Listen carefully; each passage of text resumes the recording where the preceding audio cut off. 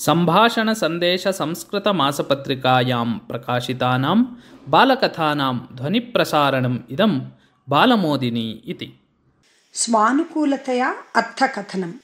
कदाचित् उभौ सुहृदौ तीर्थयात्रां कुर्वन्तौ आस्ताम्।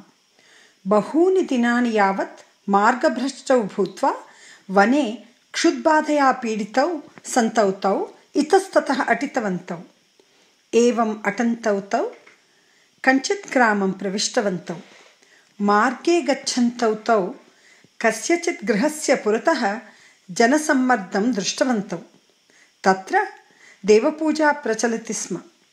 तस्मिन् दिने समापनदिनम् आसीत् इति कारणतः ग्रामस्य प्रमुखेण भोजनव्यवस्था परिकल्पिता आसीत्। निकटवर्तिभ्यः ग्रामेभ्यः बहवः जनाः तत्र आगताः आसन्। एतौ अपि भोजनार्थं तत्र गतवन्तौ। ग्राममुख्येन समाहृतौ तौ पङ्क्तौ भोजनार्थम् उपविष्टवन्तौ। तयोः पुरतः अपि पूर्णस्थालिका स्थापिता, भोजनं परिवेशितम् एव। भोजनात् पूर्वं जनाः युक्ताहारविहारस्य योगो भवति दुःखः इत्यादीन् गीतायाः श्लोकान् वदन्तः आसन्। द्वयोर्मध्ये एकः तत् श्रुत्वा बहोः कालात् अनन्तरम् एतादृशम् उत्तमं भोजनं लब्धमिति सत्यं, किन्तु विरलतया लब्धम् इति कारणतः अधिकं खादेयं चेत् मम तीर्थयात्रायां विघ्नः भवेत्, ततः मम यात्रासङ्कल्पः खण्डितः भवेत् इति चिन्तयन् मितप्रमाणेन आहारं स्वीकुर्वन् सुहृदमपि तदेव अस्मारयत्।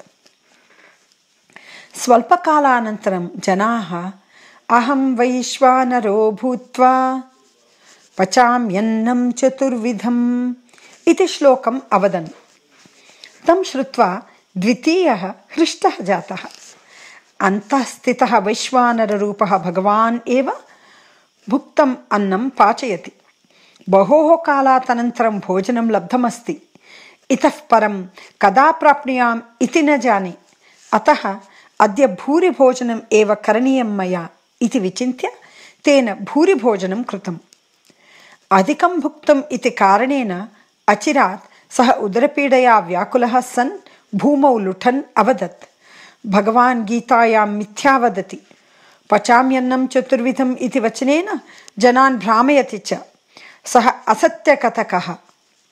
एतस्य अवस्थां दृष्ट्वा सहपथिकः अवदत्, भोः, ईश्वरस्य वचनं न अन्यथा।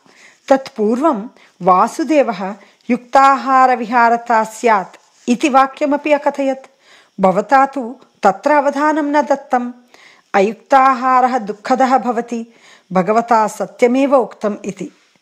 सत्यमेव ननु लोके जनाः स्वानुभवानुरूपान् एव शास्त्रोपदेशान् गृह्णन्ति इति।